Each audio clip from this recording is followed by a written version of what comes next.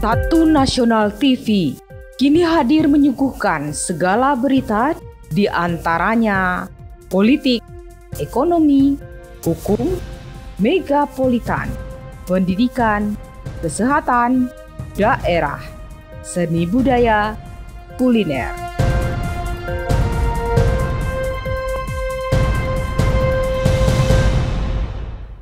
Pengadilan Tipikor Jakarta pada Pengadilan Negeri Jakarta Pusat kembali menggelar sidang kasus dugaan korupsi pekerjaan pembangunan dermaga Sabang pada kawasan Pelabuhan dan Perdagangan Bebas Sabang atau BPKS tahun anggaran 2004-2011 dengan terdakwa PT Nindya Karya dan PT Tuah Sejati.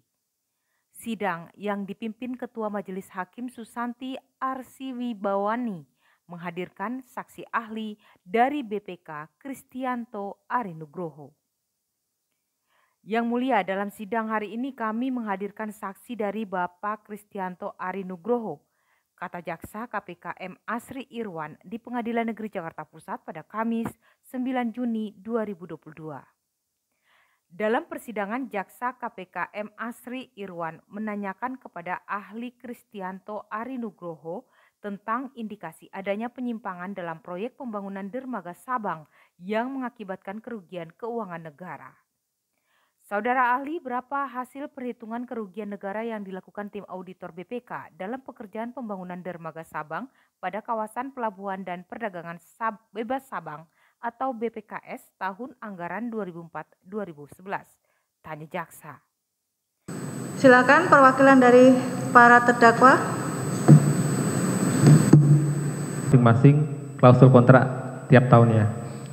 Pertanyaan saya, yang mana yang saudara anggap pekerjaan utama, sedangkan pekerjaan spesialisasi ditanyakan oleh penasihat hukum kami saudara tidak mengerti itu. Apa, di mana pekerjaan utama yang dimaksud? Pekerjaan utama itu apa? Ya, pekerjaan pemancangan, pemasangan tiang pancang di dermaga, atau pekerjaan yang dilaksanakan oleh subkontraktor tersebut. Apakah itu bukan pekerjaan spesialisasi? Apakah Nindya Karya hanya kerja pemancangan, utamanya adalah pekerjaan pancang?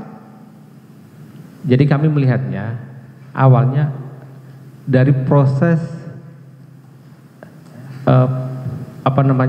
dari proses awal, mulai dari proses perencanaan, proses pengadaan, pelaksana sampai dengan pelaksanaan. Dalam tahap pelaksanaan kami melihat bahwasanya Nindya Sejati tidak punya kualifikasi. Karena apa? Ya karena pekerjaan utamanya dialihkan kepada pihak lain. Baik, tadi jaksa penuntut menanyakan bahwa apakah saksi mengenal Nindya Karya? Tahu Nindya Karya? Tahu. Dia grade berapa Nindya Karya? Nindya Karya itu perusahaan besar, punya grade 7.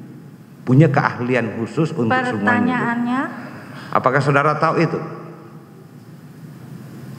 Saya tidak sampai ke sana melihat dia grade berapa apa enggak. Tapi kami melihatnya itu adalah Nindya Sejati. Ya. Baik, terima kasih yang mulia. Silakan perwakilan terdakwa PT Tuah Sejati. Saudara ahli, sesuai dengan investigasi saudara telah berkesimpulan tadi bahwa ada kerugian negara, ada markup, ya. Saudara ahli, saya minta pendapat saudara. Ini kan saudara tadi menyatakan APBN, berarti negara sudah menentukan anggaran. Oke. Lalu kalau menurut saudara ahli, berdasarkan pemeriksaan dokumen apa semua yang saudara lakukan 2013 sampai 2014, saudara menyatakan ada penggelembungan HPS. Pertanyaan saudara, apakah angka yang ditentukan oleh negara, dalam arti ini Departemen Keuangan, itu sudah terjadi penggelembungan atau belum? Ini sebetulnya di luar lingkup saya untuk menjawab hal ini. Bagaimana saudara mengatakan di luar lingkup? Ada angka yang diterima kontraktor, saudara tadi katakan kan 700 sekian. Itu kan sumbernya dari negara. Betul? Iya. Lalu saudara menyatakan di sampingnya mengatakan bahwa anggaran yang dikeluarkan itu sebesar itu. Namun pun itu masih saya ragukan karena saudara tidak tahu berapa jumlah luas dermaga. Jangan ketawa saudara. Iya.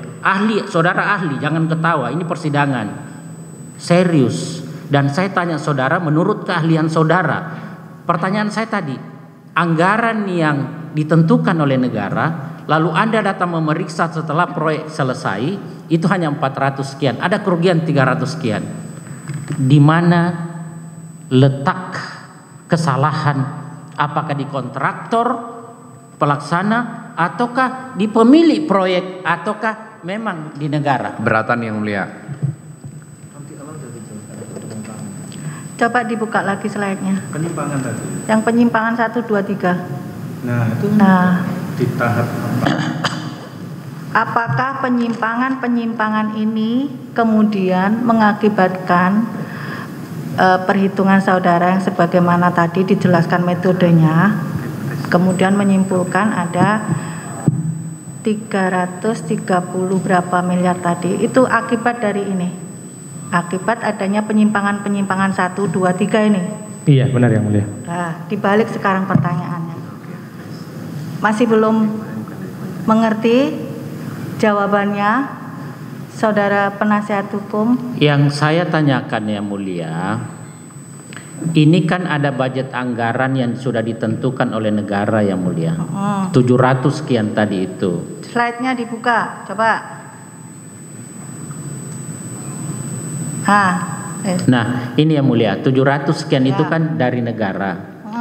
Lalu dia berkesimpulan di ujung Yang Mulia, 409 itulah real biaya yang dikeluarkan dalam proyek pembangunan dermaga Sabang.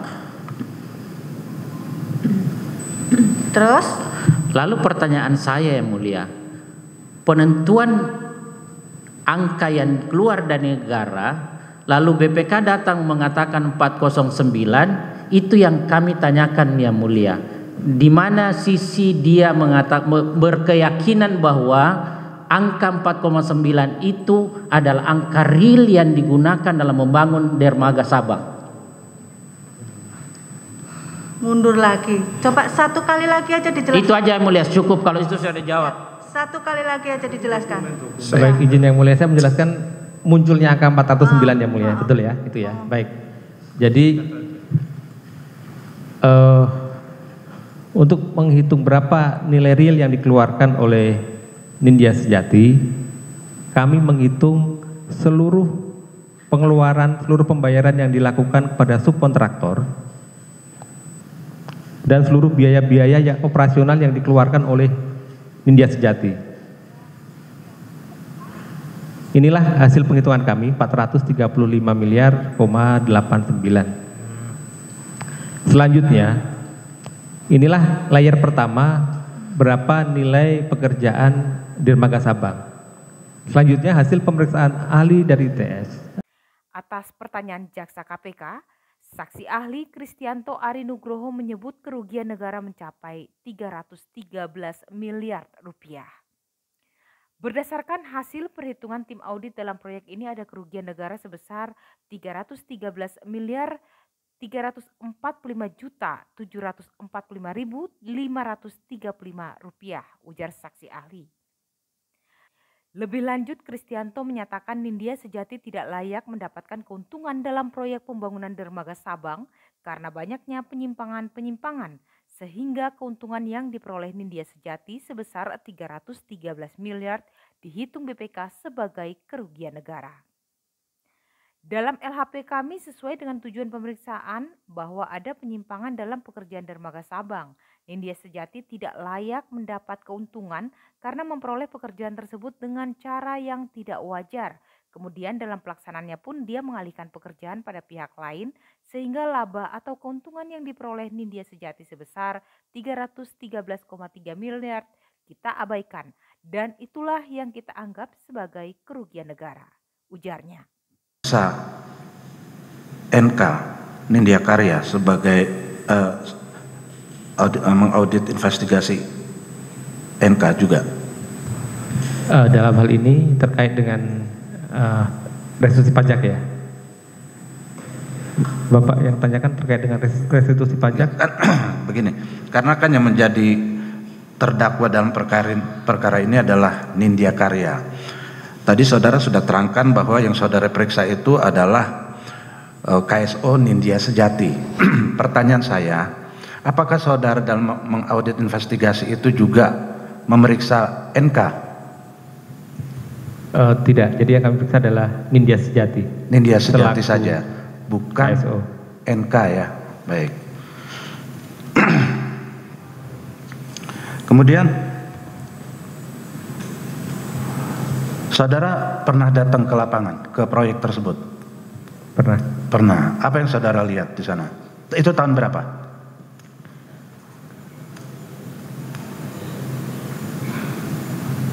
Saya lupa, di awal tahun 2014 sepertinya. Awal 2014. Iya. Apa yang saudara lihat? Apakah bangunan itu jadi atau tidak jadi atau bagaimana? Ini yang kami lihat. Enggak.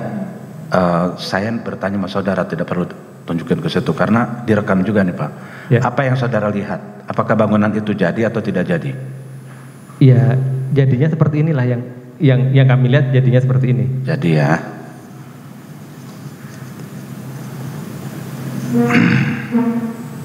Tadi saudara bilang ada HPS bocor ke NS. Maksudnya HPS bocor ke NS itu apa ya Pak? Jadi izin yang mulia menjelaskan bahwasannya HPS ini pertama digelembungkan oleh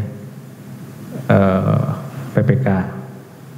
Nah kemudian ketika penunjukan langsung tentunya kan ada penawaran harga yang diajukan oleh Nindya Sejati. Nah dalam hal ini ternyata informasi mengenai HPS ini rinciannya, detailnya itulah yang menjadi dasar dari NS dalam mengajukan penawaran harga. Penawaran harga untuk apa Pak? Untuk penunjukan langsung tersebut. Penunjukan langsung di tahun berapa? Di tahun 2006, 2007, 2008, 2009 sampai dengan 2011. Artinya tadi kan saudara juga bilang mengenai pembangunan di tahun 2004 ya. Apakah saudara juga memeriksa mengenai proses tendernya di tahun 2004? Iya. Apakah itu penunjukan langsung? Melalui pelelangan. Pelelangan. Iya. Lalu saudara tadi bilang di tahun 2004 itu tidak ada pekerjaan. Pertanyaan saya satu, apakah saudara bisa membedakan antara subkontraktor dengan supplier? Bisa. Subkontraktor itu apa? Subkontraktor itu juga selain pengadaan barang, dia juga yang melaksanakan pemasangan pekerjaan itu. Jadi satu paket. Kalau supplier? Supplier pengadaan barang, misalnya seperti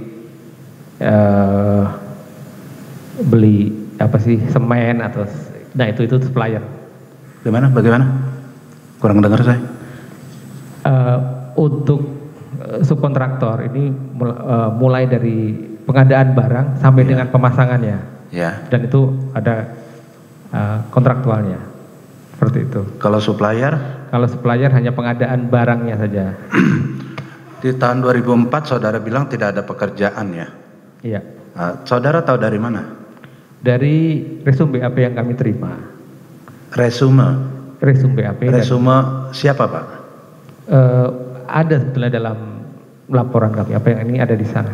Oh, karena menurut keterangan saksi-saksi dalam persidangan sebelumnya itu memang belum ada karena masih mobilisasi alat. Dan berikutnya ada tsunami jadi tidak berlanjut. Bukan tidak ada pekerjaan Pak? Izin yang mulia menjelaskan kontrak berakhir 16 Desember 2004. Peristiwa tsunami pada tanggal 26 Desember. Ya. Jadi ada beda 10 hari dari selesainya kontrak.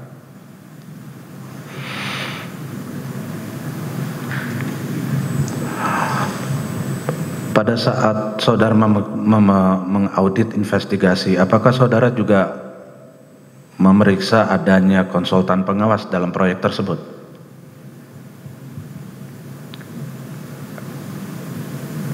Konsultan pengawas beberapa kita, selain dari resume BAP yang kami peroleh dari penyidik, ada yang beberapa kami melakukan klarifikasi, berdiskusi mengenai hasil-hasil apa yang ada di resum BAP-nya dia.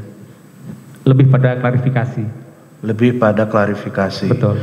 Lalu saudara tadi menyimpulkan banyaknya apa sih, seperti pelaksanaan yang tidak sesuai. Itu kan juga sebelumnya harus ada persetujuan dari konsultan pengawas. Kalau misalkan sudah diakui oleh konsultan pengawas, apakah itu pekerjaan tersebut sudah diakui? Apakah itu melanggar? Sekarang kita melihat bahwasanya dalam rekayasa progress report ini bahwa seolah-olah pekerjaan tersebut telah selesai 100% dan itu bertujuan untuk memperoleh pembayaran dari BPKS. Namun demikian ternyata dalam pelaksanaannya terdapat kekurangan volume dengan total sebesar 15,9 miliar. Bapak tahu nggak siapa saja yang menjadi subkontraktor atau supplier di dalam pekerjaan Dermaga Sabang? Itu ada tertulis. Siapa Pak namanya? Untuk subkon itu siapa? Untuk supplier itu siapa? Mungkin ada di LHP. Saya tidak bawa Pak, karena sebetulnya Bapak diperiksa 2 minggu lagi Pak. Jadi saya tidak bawa berkasnya. BAP-nya. BAP-nya ada. Ya. Apakah Bapak juga bisa menilai bahwa pekerjaan yang dilakukan oleh BPA mengenai tiang pancang atau pemasangan tiang pancang tadi itu adalah pekerjaan spesialis atau bukan? Itu masuk ke area Bapak untuk mengaudit atau tidak? Untuk menilai?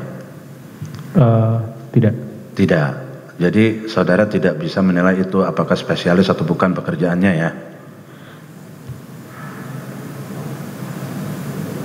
Kalau memang tidak, bilang aja tidak Pak, saya sudah Pak. Ahli untuk menghitung kerugian keuangan negara itu mendapatkan dokumen-dokumen dari penyidik ya? Benar ya mulia? Ya. Apakah di dalam dokumen-dokumen yang saudara terima, ahli itu ada dokumen dari konsultan pengawas? Pernah melihat?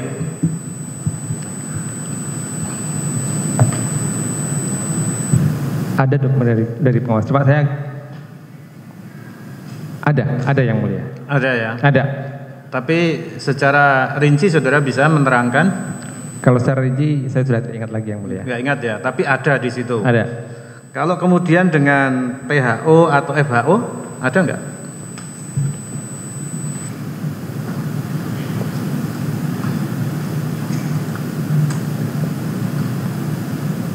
Sepertinya ada yang mulia. Sepertinya ada. Iya. Coba di dalam LHP tidak ada, tidak tersebutkan di sana. Biasanya di dalam laporan LHP itu kan pasti di akhir-akhir ya, di akhir-akhir ada sumber dari di mana data-data itu diperoleh. Ada tidak di situ? Cuma di dalam laporan kami tidak ada. Cuma satu hal yang saya yakini adalah salah satu penyimpangan yang kami temukan adalah rekayasa progress report. Sehingga ketika pembayaran bisa 100%, itu berarti juga di PHU-nya juga menyatakan pekerjaan telah selesai. Ya, makanya, tapi dalam kenyataannya terdapat kekurangan volume seperti yang kita temukan pada saat pemeriksaan fisik di lapangan. Ya, makanya saya tanyakan tadi, saudara kan mengatakan bahwa pekerjaan itu selesai kan begitu.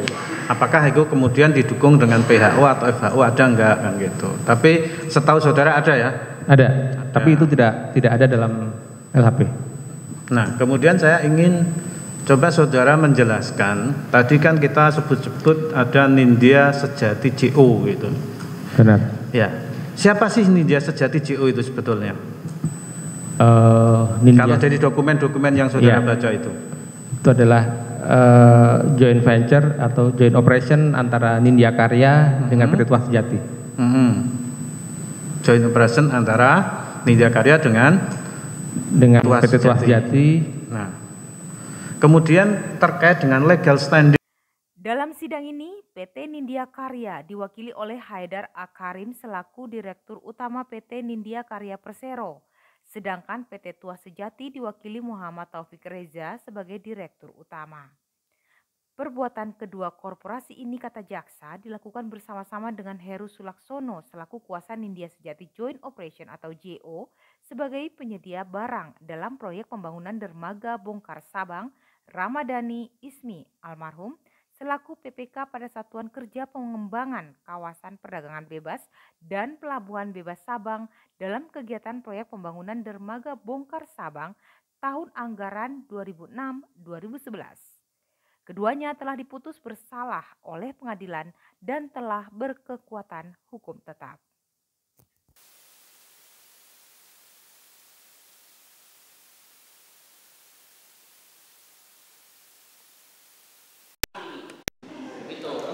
Jangan terombang ambing. Bertanya lain. Bapak sekarang saya tanya, ini tidak fair. Saya tanya sekarang, tua sejati Nindya Karya Bapak katakan tidak layak. Apa dasar Bapak? Coba. Saya berdua aja, dua. Oke, kita ngopi.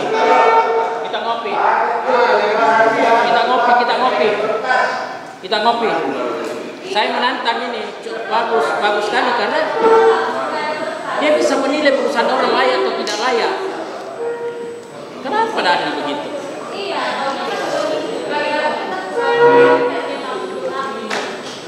Ini Pak Agus ini yang bikin kita. Kemarin ada kesepakatan. Allah. Saya undur 2 minggu ya, undur. Dia jebak.